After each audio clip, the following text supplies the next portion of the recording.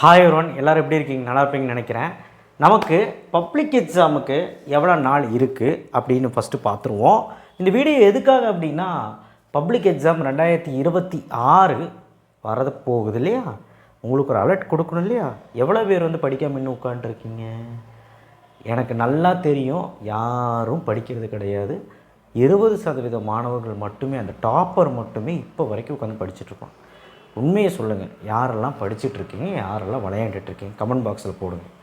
சத்தியமாக சொல்கிறேன், படிக்கலை அப்படின்னா நீ முடிஞ்ச. உன்னோட லைஃபே இந்த 12th தான். இந்த 2 மாதம் கழிஞ்சு வரப்போகிற அந்த பப்ளிக் எக்ஸாமில் மார்க் எடுக்கிறத வச்சு தான் என்ன காலேஜுன்னு முடிவாகும். நல்ல கல்லூரி கிடைக்கல, நல்ல வேலை கிடைக்காதுன்னு எத்தனை தடவை நான் சொல்கிறது. பிளேஸ்மெண்ட்ஸ் இருக்காது. ஸோ தயவு செய்து உங்கள் அப்பா அம்மாவை கஷ்டப்படுத்துறதுக்காக இது பண்ணாதீங்க.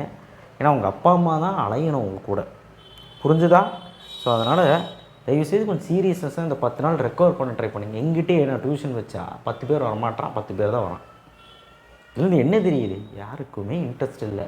லீவில் நான் வந்து ஃபுல் அண்ட் ஃபுல் விளையாண்டு தான் இருப்பேன் அப்படின்ட்டு இருக்கான். சரி, சப்ஸ்கிரைப் பண்ணுங்கள் அண்ட் லைக்கை பண்ணுங்கள். பப்ளிக் எக்ஸாம் 2026 எத்தனை நாள் இருக்குது, என்ன பண்ணலாம், ஸ்டடி பிளான் என்ன, அவ்வளோதான்.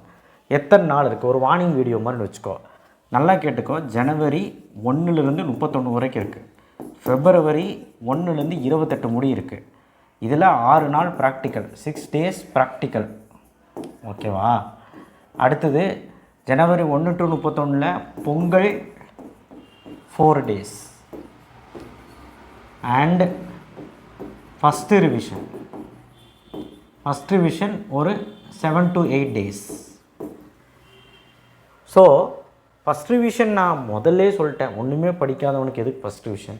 நீ வந்து சும்மா போய் அட்டன் பண்ணு. நீ வந்து பப்ளிக் எக்ஸாம் உட்காந்து படி. அன்றைக்கி சும்மா போய் அட்டண்டன்ஸ்க்காக அட்டன் பண்ணு. அவ்வளோதான் என்னால் சொல்ல முடியும். நல்லா படிக்கிறவன் போய் இப்போ எழுது.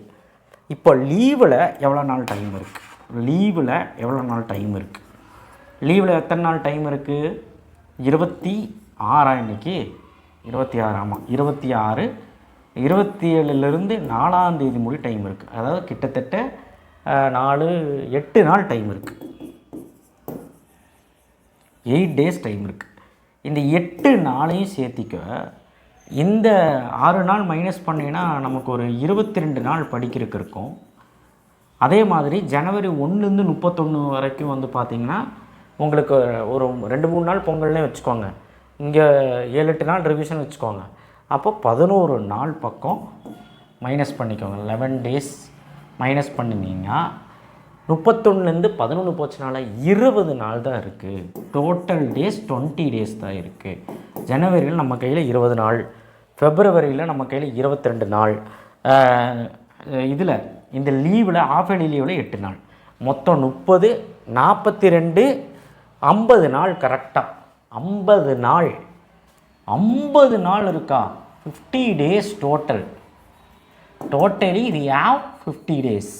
ஸோ இந்த 50 நாளில் வந்து எப்படி ரெக்கவர் பண்ணலாம் அப்படின்னா, உனக்கு இந்த சொலையா 50 நாள் இருக்குது. பொங்கல் லீவ் போயிடுச்சு, ஃபஸ்ட் ரிவிஷன் போயிடுச்சு, செகண்ட் ரிவிஷன் மதிக்க வேண்டாம், விட்டுரு. போகிறையோ இல்லையோ படி உட்காந்து பப்ளிக்கு. அண்ட் 6 நாள் ப்ராக்டிக்கலும் மைனஸ் பண்ணால் நமக்கு கிடைக்க போகிற நாட்கள் இந்த லீவோடு சேர்த்து 50 நாள். ஒருவேளை இந்த லீவை நீ கேவலமாக விட்டுட்டீங்கன்னா அப்படின்னா 42 நாள் இருக்குது. இந்த 1.5 மாதம், 2 மாதம் கூட கிடையாது, கரெக்டாக 1.5 மாதம் தான் இருக்குது.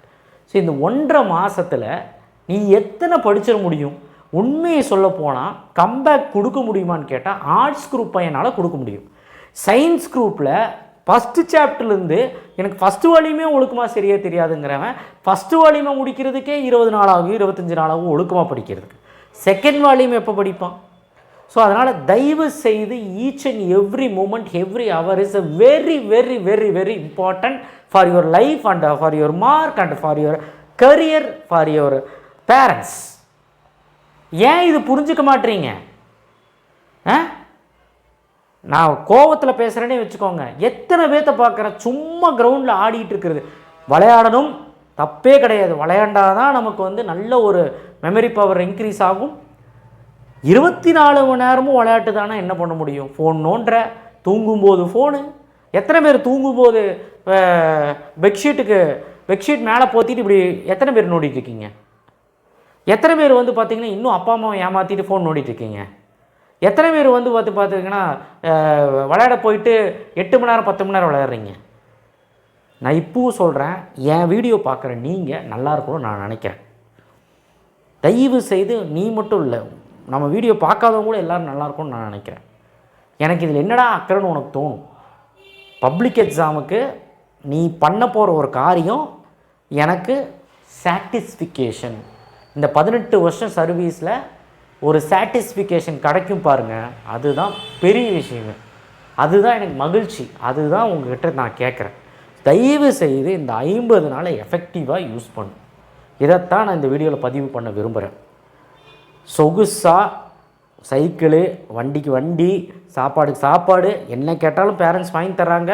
உனக்கு செருப்பு வேணுமா, விலை உயர்ந்த செருப்பு வேணுமா, விலை உயர்ந்த ஷர்ட் வேணுமா, விலை உயர்ந்த பேண்ட் வேணுமா, இல்லை ஏதாவது உனக்கு தேவைப்படுதா, படிப்பு சம்மந்தப்பட்ட தேவைப்படுதா, வேறு எதாவது பேட்டு பாலு இல்லை ஃபுட்பாலு விளையாடுற பொருள் எதாவது தேவைப்படுதா, ஃபோன் தேவைப்படுதா, இப்படி எல்லாமே பார்த்து வாங்கி தராங்களா இல்லையா? ஆனால் நீங்கள் என்ன பண்ணிகிட்ருக்கீங்க?